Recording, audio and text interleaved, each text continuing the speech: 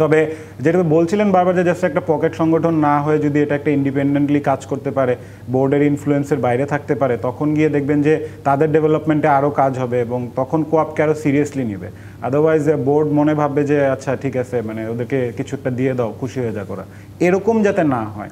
Running প্লেয়াররা হওয়াতে হয় কি যে তারা যেহেতু খেলতে থাকবে তখন তারা তাদের কথাগুলো বলতে পারবে, কিন্তু অনেক কিছুই থাকে যেটা খেলা ছাড়ার পরে গিয়ে অনেক সিচুয়েশনে হয় না, বাট যখন খেলতে থাকে তখন ওই কথাগুলো বললে হয়তো সেই কথাটার ভ্যালু থাকে।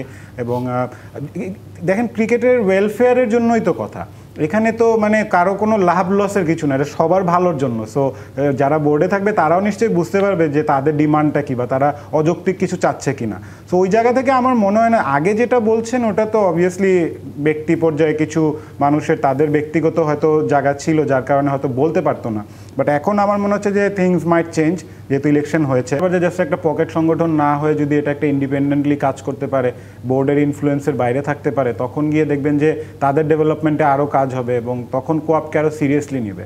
আদারওয়াইজ বোর্ড মনে ভাববে যে আচ্ছা ঠিক আছে, মানে ওদেরকে কিছু একটা দিয়ে দাও, খুশি হয়ে যা করা, এরকম যাতে না হয়। তাদেরকে যাতে সমীহ করে, তাদের যাতে কথাগুলো শুনে বোর্ড, যাতে তাদের কাছ থেকেও কোনো যদি হেল্প পাওয়া যায় ক্রিকেটারদের কাছ থেকে, তখন তারা বোর্ডকে গিয়ে হেল্প করতে পারবে।